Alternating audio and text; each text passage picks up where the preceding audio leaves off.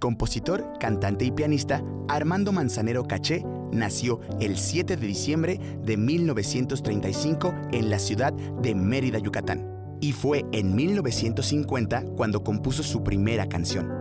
Al año siguiente, inició su actividad profesional como pianista y de ahí en adelante regaló al mundo más de 400 canciones que quedaron plasmadas en más de 30 discos que lograron reconocimiento tanto en México como en el mundo entero. Su talento llevó a que grandes figuras de la música cantaran sus creaciones, entre ellas Luis Miguel, José José y Juan Gabriel. De forma internacional, Elvis Presley grabó una versión de Somos Novios, dando al maestro Manzanero una fama que trascendió a su país natal. Voy a apagar la luz, Te extraño, No sé tú, Adoro, Contigo aprendí y Esta tarde vi llover son algunas de las canciones que nos dejó para siempre. En 2011, Tony Bennett grabó con Alejandro Sanz la versión bilingüe de Esta tarde vi llover para el disco Duets 2. Y para 2014, el maestro Manzanero se convirtió en el primer mexicano en recibir un premio Grammy honorífico por su trayectoria. Desde 2010, figura como presidente del comité directivo de la Sociedad de Autores Compositores de México, SACAM, trabajando para fomentar la obra de los cantautores mexicanos. Armando Manzanero se encuentra en el Olimpo de las figuras musicales que nuestro país ha dado. Que este brevísimo homenaje sirva para recordar su gran talento escuchado a nivel internacional. Gracias siempre, maestro. Bueno, muchas gracias. Gracias también por tu tiempo y por el interés de platicar conmigo con respecto a este tema de este hombre que yo considero que es uno de las figuras más importantes que ha tenido la música mexicana. Me parece a mí, creo, la relevancia de su obra. Yo tuve la oportunidad de trabajar con él por primera vez en un arreglo que me pidieron que hiciera yo para una canción de él. Y fíjate que una de las cosas que más me llamaron la atención siempre de Armando fue, pues obviamente un artista tremendo, ¿no? Un hombre comprometido con su propia música. Siempre cuando hablaba de crear canciones decía, puedes decir lo mismo que todo mundo dice, pero el artista siempre tiene una forma de ver las cosas que nadie tiene. Y eso es lo que hace que puedas tú hablar de amor en una canción cuando todo el mundo ha hablado de amor. Uh-huh. Pero decirlo de una manera particular. Estas imágenes que él tenía en la cabeza, como Esta tarde vi llover, ¿sabes? O sea, siempre decía él que el artista tenía una visión, era la misma visión del público, pero de alguna manera tenía como un lenguaje que el público no tenía, ¿no? Y eso es lo que hace que el poder hablar de ciertos temas de alguna manera tienen una cierta riqueza en manos de un artista. Un hombre muy interesante, muy simpático. Yo me reí mucho con él. Okay. Fue un hombre que siempre tenía un sentido del humor maravilloso. Con su vocecita así, mi querido Mario. Lo recuerdo con muchísimo cariño. Yo tuve la oportunidad de hacer con él, la primera vez que trabajamos juntos realmente fue con la Big Band Jazz de México. Armando mostró mucho interés por mi trabajo, le gustó mucho, lo conocí y empezamos a partir de eso, hicimos este disco de la Big Band Jazz de México con Armando Manzanero y fue la primera vez concretamente como que trabajamos juntos. Okay. A mí fue una experiencia maravillosa. Un tremendo artista, te puedo contar muchas anécdotas, pero de entrada ese fue mi primer contacto. Ahí fue cuando él pues, también como que me acogió como un arreglista.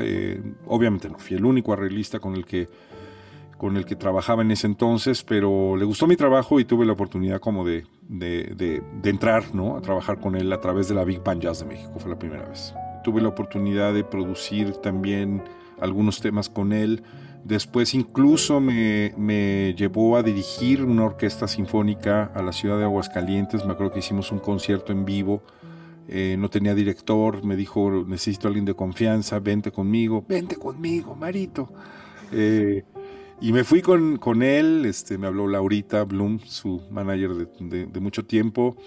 Y hicimos un concierto maravilloso. Pues hicimos muchas cosas, ¿qué te puedo decir? Yo creo que incluso no me acuerdo de todas, pero para mí siempre fue muy importante conocerlo.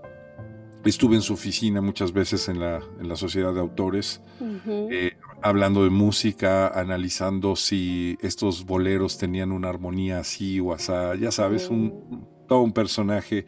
Incluso hace poco, todavía, pues digo, antes de la pandemia, habrá sido en el 2019, un día andaba yo ahí por la Sociedad de Autores y subí al cuarto piso, dije, a ver, voy a saludar al maestro, a ver si anda por ahí. Y ahí andaba, siempre con su gorrito, ¿no? Siempre bajito. Un hombre con un gran sentido del humor, un hombre que incluso hacía chiste de sí mismo, ¿no? De ser yucateco, de ser moreno, de ser bajito.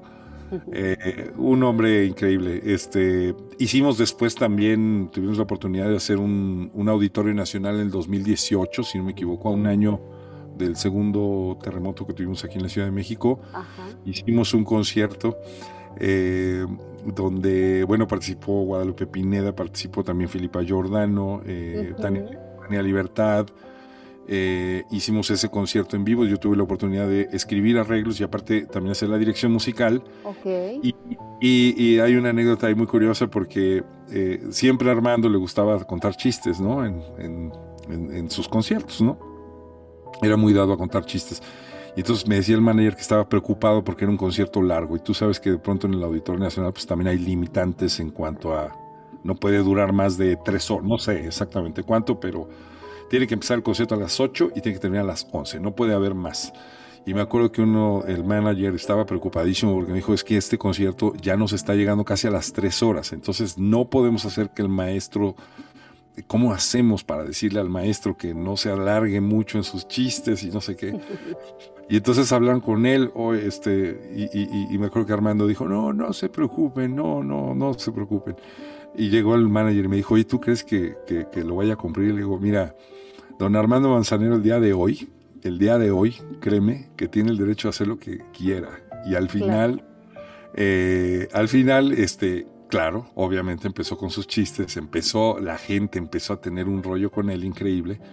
Y bueno, creo que al final no nos multaron afortunadamente, pero creo que el concierto terminó, ¿sabes? Casi rayando.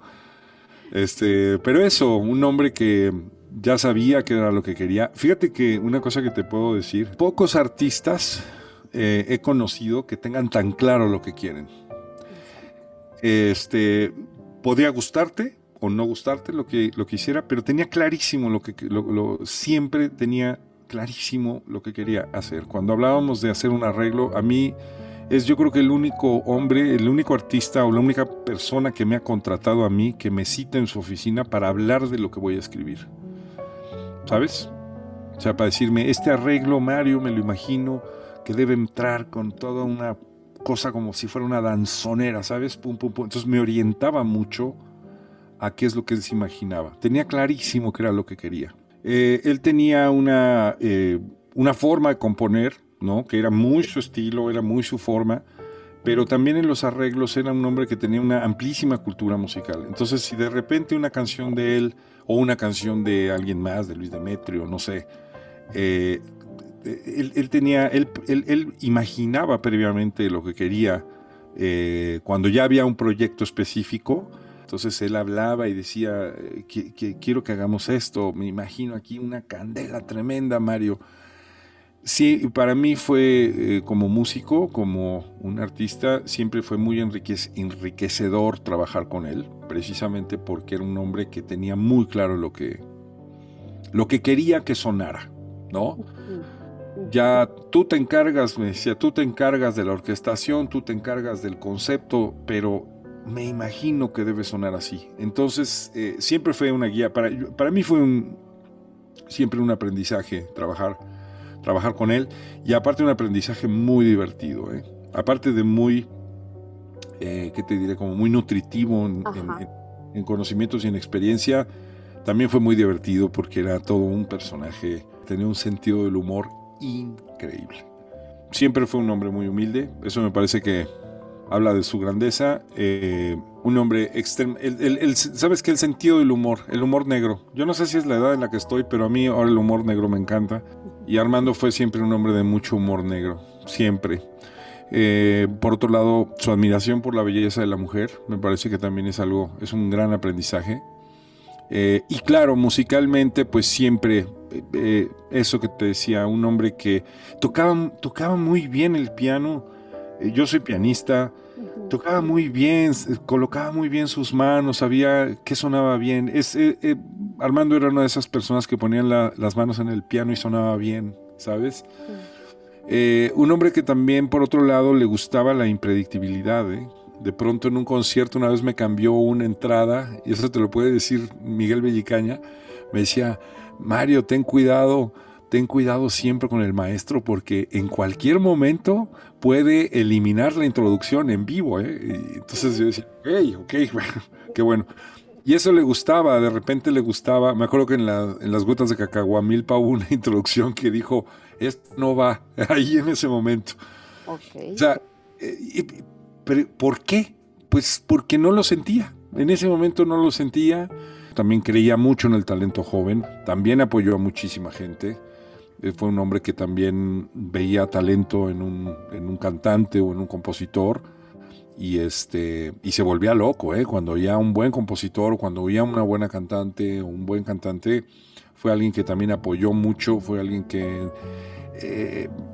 eso, siempre involucrado. Y otra cosa creo que importante, Nisa, es que era un hombre que a sus 80 años, 83 años, seguía trabajando como si tuviera 20. Y eso te lo puede decir mucha gente. Hicimos un primer festival en Chihuahua que se llamó Festival Internacional de la Ciudad de Chihuahua, que fue muy grande, duró 25 días, que fue el primer festival que se hizo ya de manera importante en la ciudad de Chihuahua. Pues obviamente un obligado era Armando Manzanero, porque el hecho de que fuera, antes este proyecto se llamaba Fiestas de la Ciudad, y lo que hicimos fue pues darle un vuelco muy importante internacional, y se programó pues artistas como Fito Páez, como Armando Manzanero, como Christopher Cross, y fue la primera vez que lo conocimos. Y en ese momento pues creo que hubo un clic muy, muy profundo que como empresa productora no hemos tenido la fortuna de tener con muchos artistas. Hubo una conexión pues desde la comida, porque me acuerdo que lo invitamos a comer carne, que él siempre se destacó por ser un gran, además de un excelente cocinero, un gran gourmet, ¿no? Aficionado a las mejores comidas, y no necesariamente los mejores restaurantes, sino lo más delicioso que había en cada ciudad, ¿no? Entonces era muy mágico viajar con él en diferentes conciertos y ciudades que visitamos, porque sabía exactamente qué lugar era majestuoso para comer, cenar o desayunar, ¿no? Desde el puestecito más modesto hasta el restaurante más importante de la ciudad. Y ahí la verdad hicimos una súper relación también, que hasta la fecha mantenemos con Laura Bloom, que es su manager. Y pues todos nos enamoramos, ¿no? Tanto mi hermano, yo, el maestro, Laura, pues hubo una querencia ahí muy, muy fuerte. Y yo sí creo que puedo decir que fuimos, desafortunadamente pues ya no podemos hacer conciertos con el maestro, pero sí logramos ser la empresa que más conciertos realizara con el maestro Manzanero, ¿no? En muchísimos festivales. Y él nos dijo en un momento así de comida, ¿no? De café, de plática, quiero hacer una gira con una big band. Y nosotros no conocíamos a ninguna big band. Entonces, después, también por la programación del festival, hicimos el acercamiento con la Big Band Jazz de México. Pero pues, no sé, siempre tuvimos como las inquietudes de hacerlo majestuoso, ¿no? Tan majestuoso fue lo de Armando Manzanero con Big Band Jazz.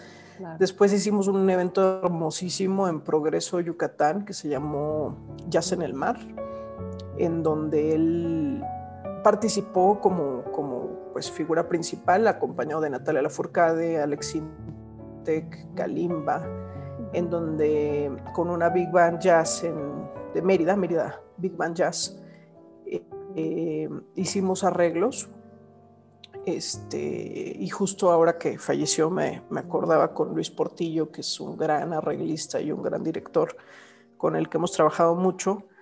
Cuando hicimos este proyecto de Jazz en el Mar, nos pidieron una reunión con Laura Bloom, su manager, el maestro Manzanero, Luis Portillo y yo, para que el maestro dictara los arreglos de cómo quería que se escuchara una canción que se llama Nunca, que es un bolero clásico yucateco. Y fue fascinante ver cómo dictaba el arreglo pues así, ¿no? Entre tarareado y cantado y percusiones con sus manos y Luis haciendo la partitura en ese momento. Y después escucharlo en vivo sonar con una big band, pues hermosísima experiencia. Entonces algo que siempre le admiré y le sigo admirando al maestro es su energía, ¿no? O sea, los 86 años, imparable, ¿no? Todo el tiempo creando, produciendo, de buen humor. Obviamente hubo sus momentos de mal humor también claro. Y como todos tenemos pues cada quien sus humores, sus caracteres, pero siempre una energía espectacular, siempre, admirable, la verdad. Claro. Y ganas de vivir, ¿no? O sea, a los 86 años y no paraba. Eso sí, siempre que también le admiré, le agradecí y le respeté, siempre ensayo, siempre prueba de sonido, ¿no? Que muchos artistas, pues, por algunas razones no lo hacen, y él era obligado el soundcheck, obligado el ensayo, obligado, pues, ver dónde iba a trabajar, ¿no? Eso ayudaba mucho a todos, ¿no? A los músicos, a la producción, nos ayudaba muchísimo porque, pues, ya era prevenir y tener un gran concierto, ¿no? Estar listos a poder dar un gran espectáculo, y pues siempre una disciplina también, no una puntualidad así de reloj. Perfecta, ¿no? Sí, de reloj. Mi primera grabación con él fue más o menos octubre de 2012, donde nos sentamos a hacer unos demos para un disco, y acabamos haciendo el disco completo ahí en el estudio del Centro Cultural Roberto Cantoral. Y desde esa ocasión hubo química. Entendí muy bien las indicaciones del maestro Armando de dónde entrar a grabar. Generalmente él daba indicaciones musicales para regresar a la grabación o para entrar en la grabación. Te decía cuando cambia mayor, o en la reexposición, o en el acorde disminuido. De repente él te daba ese tipo de instrucciones. Él pasó por todos los estudios del país y entendía perfectamente cómo hacer un punch de una frase. Entendía perfectamente el lenguaje de un ingeniero a la hora de editar, de entrar a regrabar, de hacer un overdub. Él entendía perfecto, y incluso había sesiones de mezcla donde prácticamente él me guiaba, él me decía qué quería, yo me sentaba y yo funcionaba solo como una interfaz entre la nueva tecnología y él. Él tenía muy claro, ¿no?, lo que quería, cómo sonar. Él tenía un sonido muy claro, y era fantástico trabajar con él en ese aspecto, porque me iba explicando, por ejemplo, contrapuntísticamente me decía, esta frase va primero que esta, la otra voy a hacer una respuesta a una tercera o a una cuarta justa. Era muy claro lo que él tenía, y casi que me daba las voces, las grabamos en la importancia o en la aparición, de tal forma que para mí era muy claro qué voces iban primero y qué voces iban después. Era un genio al respecto. Para mí fue muy instintivo porque, además, pues yo creo que todos, yo estoy seguro que todos tenemos en nuestro ADN a Armando Manzanero. Entonces, yo lo único que tuve que hacer fue reescuchar en mi mente la música que ya había escuchado de Armando, y empezamos a llevarnos muy bien, muy rápido, a entender muy bien. Yo entendí muy bien cómo él quería las cosas, y prácticamente las sesiones de escucha para revisar mezclas eran muy rápidas, 1 o 2 vueltas a la canción, me corregía, entregaba. Hicimos 9 discos juntos. Él me dijo, en alguna ocasión él me dijo que que yo ya había entendido cómo y qué y cuándo, ¿no? Entonces, imagino que eso le gustaba, ¿no? La prontitud, la rapidez. Era un hombre muy ocupado, extremadamente ocupado. La gente no se puede imaginar la vitalidad de Armando. Las responsabilidades del maestro Armando eran gigantes, y entonces sus tiempos de producción los tenía él muy, muy, muy acotados para que funcionaran, y pues yo tenía que adherirme a esos tiempos. Pero era perfecto, planeaba perfecto en las grabaciones, qué músico iba a llegar primero, qué músico iba a llegar después. Él prácticamente ya nada más me daba una lista de qué íbamos a hacer y cómo íbamos a hacer, y yo iba teniendo los sets de cambios de microfonía listos uno tras otro para en un solo día terminar la producción. Era muy rápido el trabajo con Armando, muy, muy, muy rápido. O sea, no podíamos perder nada de tiempo con el maestro, teníamos que ser un cronómetro junto con él. Era muy disciplinado. Las primeras veces que grabé con Armando, que Armando subía al estudio, el maestro es imponente. Yo lo veía y decía, wow, ¿no? Y hubo algunas veces que le pedí a su hijo, a Juan Pablo Manzanero, oye, mejor grábalo tú, porque yo no entendía el lenguaje del maestro, me imponía. Pero cuando lo comencé a entender, y además Juan Pablo no podía estar todo el tiempo grabándolo, ¿no? Yo tenía que entrarle al toro por los cuernos, me di cuenta y entendí cuál era el lenguaje del maestro, y entonces precisamente el maestro se dio cuenta que se rompió ese hielo, ese nerviosismo, entendí su mensaje y me dijo, vamos a hacer el primer disco. Y bueno, los últimos 2 discos que hicimos, los hicimos después del tiempo que fuimos trabajando. Se armó un trío entre Emanuel Ortiz, Armando Manzanero y tu servidor, en donde Emanuel estaba coarreglando con el maestro el material musical, el maestro produciendo y yo grabando, y llegamos a hacer unos momentos musicales que no voy a olvidar en toda mi vida. Armando era espectacular, el maestro era un genio. Empecé a ver esos destellos de genialidad del maestro Armando Manzanero, porque antes estábamos muy, muy, muy clavados en el trabajo, en la lucha de sacar un disco. No es fácil hacer un disco, a veces la gente cree que es muy sencillo sentarse a hacer un disco, y es muy complicado. Pero los últimos 3 discos, los últimos 3 o 4 discos comenzaron a ser un disfrute espectacular. El maestro, yo lo vi más relajado, lo vi feliz, lo sentía pleno, empezó a escoger música que le gustaba. Los últimos 2 discos son las canciones de él, lo que más le gustó a él, de sus propias canciones. Y los otros discos fueron discos, por ejemplo, un disco con Aranza, que me tocó estar con él curando el material que quería darle a Aranza. Prácticamente me contó a quién le compuso cada canción, cuándo, por qué pensaba que el disco iba a ser, esas letras eran adecuadas para Aranza. Entonces me di cuenta que el maestro no escogía las canciones solo desde donde un punto dijera, ¿cómo explicarlo? Que le dijera, estas le van a funcionar. No, él se metía en el sentimiento de la canción, en la historia de la canción, pensando en que se lo iba a cantar X o Y intérprete. Yo creo que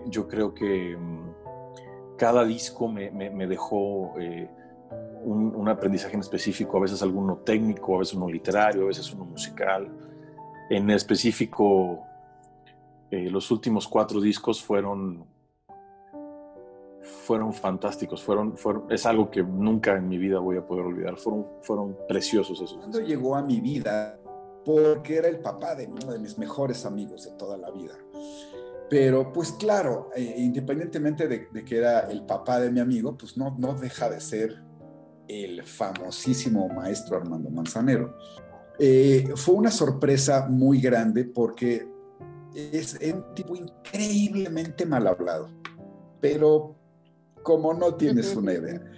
Y quizá mucha gente no lo sabe, porque claro, él pues manejaba una imagen, ¿no? Pero yo creo que es de las personas más mal habladas que he escuchado en mi vida. No era una relación musical en lo absoluto, era una relación de familia. Exacto. Enteramente de familia. Y después, ya que Juan Pablo sacó su material, sacó su primer disco, Entonces, pues Armando veía todo eso y se me empezó a convertir más en una cosa como más laboral. Y fíjate que después pues nos veía haciendo nuestros pininos y un día nos soltó una película. Ajá. A ver, vengan para acá. Y aquí está la película y nos dio un VHS y nos dijo, le van a poner música a esto. Así como, hay muy musiquitos, a ver. Órale. Y nos soltó una película así, tal cual, ¿no?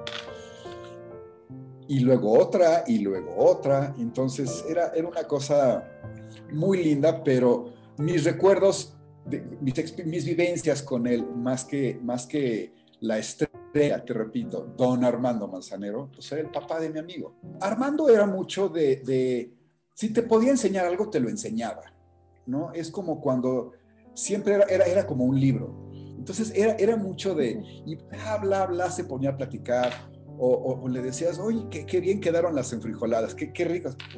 Yo te voy a explicar cómo se hacen las enfrijoladas, ¿no? O sea, era no sé, y quizá mucha gente no lo conoció en ese aspecto, ¿no? Pero él siempre que podía enseñar algo, siempre que podía decir algo lindo, lo decía. Siempre fue así. Cuando hicimos las películas, finalmente, bueno, entregamos las películas, lo que tú quieras, y hubo un momento en la relación entre Juan Pablo y yo en que él agarró su camino, yo agarré el mío, y Armando me contactó y me dijo, a ver, entiendo y veo cómo eres, y te voy a ayudar, quiero que vengas a trabajar conmigo, quiero que hagamos esto y esto y esto. Entonces fue una cosa para mí muy importante. Pues me dijo, a ver, vas a agarrar esta caja de ritmos, me dio un RX5 y unos sintes, y me dijo, me vas a hacer unos ritmos para unos demos que tengo yo que hacer, y te veo en Compositores el jueves a las 9 de la mañana. Entonces ahí llegaba yo con mi casetito y las grabaciones que yo había podido, ni siquiera grabaciones, con los patrones grabados en la caja de ritmos para vaciarlos en el estudio. Entonces, pues siempre con muchas palabras como de aliento, ¿no? Y siempre me decía, Armando, ya sé lo que estás haciendo. ¿Cómo lo sabía? No sé, pero ya me dijeron que estás haciendo, que te está yendo muy bien, me da mucho gusto, chaparrito, no sé qué, y me daba mis cachetaditas, pero siempre con mi beso, con mi abrazo, y siempre con su beso y con su abrazo. Siempre lindo. Siempre fue una persona conmigo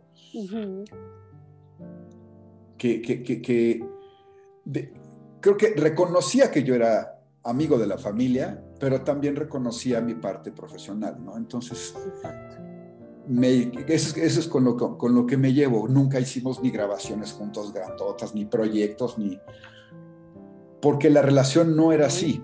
Pero poco a poco, o sea, lo poquito que tenía esta relación de profesional, siempre lindo, siempre maravilloso, siempre dispuesto. Me enseñó a trabajar. Si quieres ser alguien, chíngale, porque así nos lo decía. Chíngale. Le tienes que chingar, te tienes que romper el lomo. Porque pues él se lo rompió años, ¿no? Y fue muy afortunado, porque era sumamente talentoso y tocaba el piano como nadie he visto yo tocar el piano. Pero con lo que más me quedo en mi vida profesional es, ¿quieres ganar dinerito? ¿Quieres ser alguien? Trabaja. Yo creo que independiente de que sí perdimos a una gran persona, perdimos a un gran compositor, pero enorme, y que decía las cosas. O sea, creo que hace sentido con lo que te dije hace ratito. Siempre tiene algo lindo que decir. Sí. Coño, yo nací el día en que te conocí. Me parece que es la frase más hermosa que alguien ha acuñado. Claro. Que yo nací el día en que te conocí. Puta, es algo muy fuerte, es algo... Sí. Y eso es algo que escribió Armando. Y así como yo nací el día en que te conocí, tenía otras... Y cosas muy sencillas, no usaba palabras rebuscadas. O sea, no sé, o sea, el simple concepto, ¿no? De decir, a escribir cosas como adoro la calle en que nos vimos. Ajá. No, o sea, son cosas que quizá no, como te repito, son muy sencillas y que no se le ocurren a cualquiera, pero se le ocurrieron Mi a mí. padre fue muy amigo del maestro Armando Manzanero, compartieron mucho su vida como autores. Y después, en 1982, que mi padre tomó la presidencia de la Sociedad de Autores y Compositores de México, invitó a Armando como vicepresidente de la Sociedad de Autores para trabajar juntos y poder hacer esa gran lucha que hemos hecho en los últimos 30 años para fortalecer y consolidar el derecho de autor en México. Y bueno, desde ese entonces yo tuve la suerte de incorporarme un poco más tarde, quizás 5 años después, y a trabajar conjuntamente con los dos para apoyarlos en la defensa y en la lucha a favor del derecho de autor, que nos llevó muchos años para poder consolidar ese trabajo, y hoy en día podamos decir con mucho orgullo que el gran esfuerzo que hizo tanto mi padre como Armando Manzanero dio fruto, y hoy los autores puedan vivir dignamente el fruto de su trabajo. Y además muy apasionado en la defensa del derecho de autor, que eso es lo más admirable, siendo un autor tan grande, tan prolífico a nivel mundial, que tuviera el tiempo y el amor para dedicarse a defender el trabajo de sus compañeros compositores, es muy loable. Musicalmente hablando, está por demás decirlo, el mundo lo sabe. Fue un hombre que generó una época a nivel mundial con un estilo propio y con una gran habilidad de hablarle al romanticismo. Creo que esa magia que tuvo el maestro Armando Manzanero de conectar con el corazón de los enamorados es indiscutible, insuperable, y quedará por muchas generaciones más.